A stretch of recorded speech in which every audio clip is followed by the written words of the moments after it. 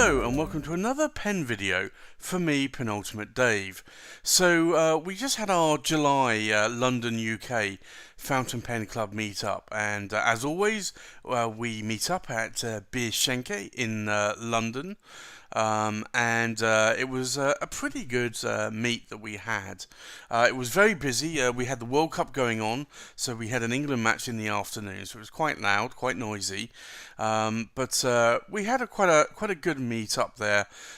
We actually occupied 2 tables, and so there were about, I'd say, sort of towards the end, there were probably about 18 to 20 people that decided to turn up. So it was actually quite a good attendance level for the club. And you can see here there's some Omas Arco pens that are mine, along with a Medici, and there's the Arcos in a slightly better photo there. You can see the chatoyance on those. I also took my Leonardo pens so that people could try those out. And also my Atelier Lusso pens as well. They're always a really good favourite. Thomas was trying to show me how small he could write with a grind that he did. I also got to see some lovely other pens from Ray at Vintage and Modern Pens.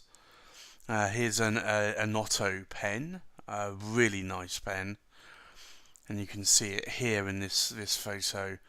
Gorgeous red, almost like a poppy red type pen. Got to see a load of pelicans as well that Ray brought along, which was really good. So thanks, Ray, for bringing those along. And also I got to check out this lovely Omas Burkina, and that is a gorgeous pen. And also another Omas as well. So it was pretty good. So these were some of the pens that I took to the Pen Club meetup. From left to right, we have here the Visconti Homo Sapiens London Fog, the Visconti Opera Silver Dust, the Visconti Brunelleschi, the Visconti Luxor, the Visconti Medici Il Magnifico, the Visconti Camelot, the Visconti Fiorenza Lava, the Visconti Uffizi, the Visconti Lido Voyager Honey-Almond, and the Visconti Lido Voyager Forest Green. So I'll show you just a few of these pens a little bit more close up here. So these are really nice, and this is one of my favourite, which is the Visconti Homo Sapiens London Fog. For me, the pen size is almost ideal. I really do like this pen. I have a 1.3mm stub on this pen, and it writes very nicely. So this is always one of my favourites to write with. It's inked up with Diamine Earl Grey at the moment.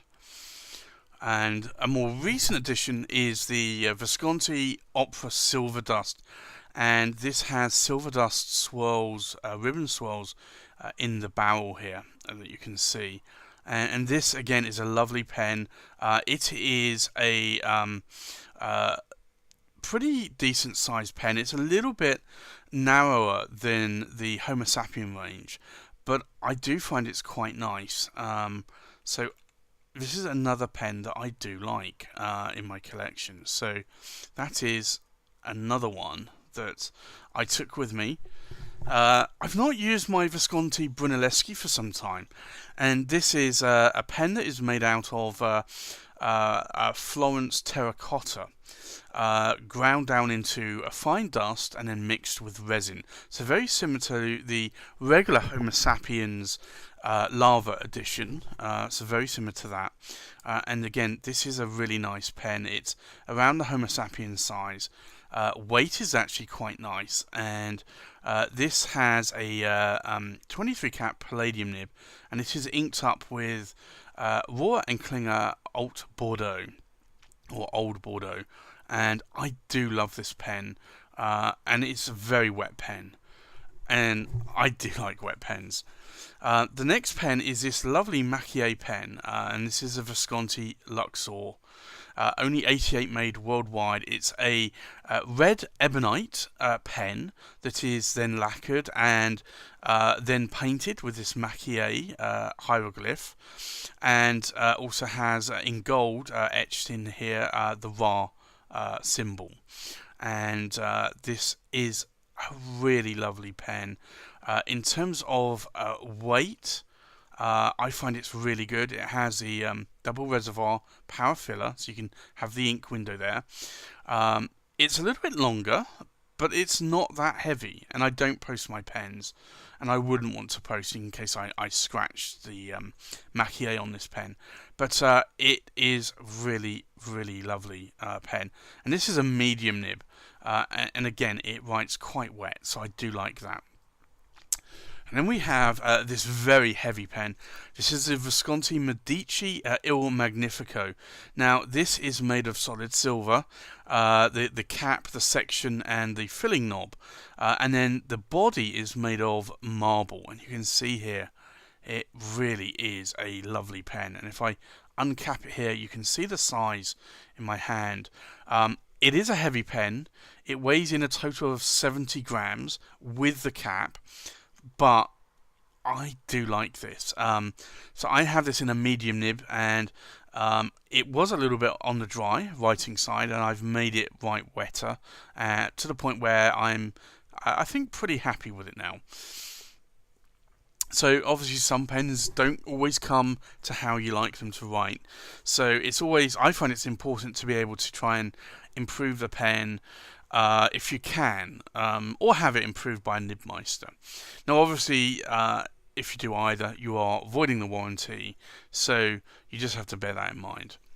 Now, this is the Visconti Camelot, and this is a lovely pen. You'll see here the chainmail on this is very exquisite, and the gold bands that you have here on the cap and on the body as well. And then you have this sword as a clip. It's a beautiful, beautiful pen, and I am so glad I was able to add this to my collection. Now, I have this inked up with Mont Blanc Lavender Purple, and I kind of want to keep inking this up with Mont Blanc Oyster Grey, because I tend to do pen colours, or ink to pen colours. But I have a number of other pens inked up with Mont Blanc Oyster Grey. So at the moment, I'm trying not to ink this up with Mont Blanc Oyster Grey. So in terms of ink on the other pens, the Silver Dust is running Mont Blanc Oyster Grey. We've got Warren Klinger Alt Bordeaux. We've got Pilot Iroshizuku Konpeki, and we have Visconti Burgundy. And now we have the Visconti Fiorenza Lava, and this is a lovely pen. It reminds me of a look down at the earth with all of the seas and the earth and land. It's just a really, really lovely, lovely pen you can see here. So for me, this is a really nice pen, and it is the old Voyager style clip. And it's really nice. Now, this is I'll do a review at some point of this pen. It's a really nice weight. It's a power vac filling pen, but you cannot unscrew it from here. So you have to unscrew the body. And this is what I would normally call like a first generation power vac filler. So you have basically this, you pull the knob out and then push it down. So this is one of the earlier models of power vacs. So that is a really nice pen. I do love it. So for me, weight wise, that's a lovely pen. It's a fine nib, and I have that inked up at the moment with Waterman inspired blue. And then we have this Visconti Uffizi, and this is a lovely pen to commemorate the burning down of the Uffizi. And it's a lovely, almost like a lapis green with a silver overlay. And if I unscrew this pen, this has a gold nib on it, and it's a very stiff nib, but I do like it. It's very, very wet. It's a broad nib, so I just, there's something with this nib. I don't normally prefer gold nibs that are stiff, but this one I do like. So this one I have inked up with Caran d'Ache Vibrant Green, which I do like in that pen. And then we have the Visconti Camelot Voyager Honey-Almond, and I have this inked up with Robert Oyster Orange Zest. I kind of want to put a yellow ink in this pen, but I don't do yellow inks very well. Most of the yellow inks I find are either too light and too bright that you can't see them on white paper that easily, or I find that they are off yellow and more creamy in colour, and maybe that would work well in this pen, but I don't know, I just not found an ink that I could put in here that I would like. So if you have any suggestions about what ink would go nice in this pen, please leave a comment, and I'd like to hear it. Because maybe there's an ink that I don't have that I could try. Maybe I even have the ink and I've just not thought of it. And then there's this Visconti Camelot Voyager, and this is the forest green version, and this is again a lovely version. So both of these Voyager Caledos are cartridge converters, so it's 0.7 milliliters of ink. But again, this is really nice. Now this has a 14 karat nib on it, and this is a fine nib, and I have that fully inked up as well. So I decided to put a different green ink in that I've never tried before, and I put in Diatramentis Olive Green. It's a nice ink. I think I'd like to maybe put something like Mont Blanc Irish Green in there at some point. So here is another 10 pens that I took with me to the pen club. So I have my new Visconti Camelot Voyager Yellow Dawn, and this is a lovely, lovely, stunning pen. So I have this inked up with Caran d'Ache Electric Orange, and this has a 14 karat medium nib, and I really do like that. I also have very similar, but this is a demonstrator at PowerVac. I have the Visconti Ducali Palazzo di Sassuolo, and again, this is a really, really lovely pen, and I have that inked up. I can't quite remember the orange ink that I have in that. I think it might be Pelican Edelstein Mandarin. I then took a number of Arcos with me. So this is the Armando Simoni Club Arco Brown Ogiva Tribute, and this is a lovely, lovely pen. I do love this. It has a fine nib on it, Omos nib, original Omos nib. It's a frosted nib, and I do love this pen. It's a cartridge converter. I have this inked up with Diatramentis Chocolate Brown at the moment, and I do like that. I also have this behemoth of a Armando Simoni Club Bologna Extra Arco Brown, and it's a stunning pen. I love the size of it. The weight it's a very heavy pen. But it is, again, it's a lovely pen. Comes with a number 8 size nib. It's a fine nib. Now, it comes with a magic flex nib. Now, it's not really a flex nib. You will get a little bit of line variation out of it, but I get a lot more line variation out of other non-flex nibs, I should say. So, but this is a really lovely pen. So I have this inked up with Ackermann Dutch Masters SBRE Brown, and I have this Omos Milord in Arco Brown, and this I picked up recently. Is a gorgeous, gorgeous pen. It's a medium nib which writes more like a broad to triple to probably double broad, maybe even triple broad. It's very wet. The nib is quite flexible for a medium nib, and I have this inked up with Franklin Christoph Spanish Blue, which is a really lovely blue ink that I love. Now, the strange thing about this is that I normally just mix colours with ink, and or ink colours with pens, I should say. And this is a brown pen with a blue ink in, but for some reason this works for me, and I can remember it. So I get sometimes like I can't remember which inks are in which pens if I change it to a different colour. And this is another one I picked up recently, which is an Omos Paragon Arco Brown. This is the Omos Extra version, and I do love this as well. Beautiful, beautiful Arco, and it's a little bit smaller than the Milord. Now this comes with a broad nib, which is actually narrower than the Milord, which has a medium nib. So, but it is really, really nice, and you can see how thin that feed is there. So I have this inked up currently with Franklin Christoph Sweet Maroon, and again, not quite a brown ink, but it's again, it's an ink that I'm finding actually does work. And then I have a Leonardo Officina Momento Zero, and this is the horn version of the resin. It comes with a steel nib. I got it in a broad nib. Unfortunately, it did have baby's bottom, which I have tried to remove as best as possible, so it very rarely skips and hard starts. But it's a lovely pen.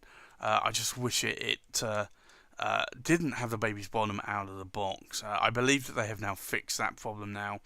I have this inked up, again, this is another ink that I've put into a number of pens, which is Mont Blanc Oyster Grey. And I try to not do that, but sometimes I get to a point where there's a certain ink that I want to put into a pen. Now, there's another Leonardo Officina Momento Zero here, and this is the blue resin, and this is inked up with Ackermann number 6 Binnenhof Blues. It's a little bit more of like a purpley blue ink. So I've not tried that really in this pen. So I want to do a little bit more writing with that to see sort of in some letters how that works out.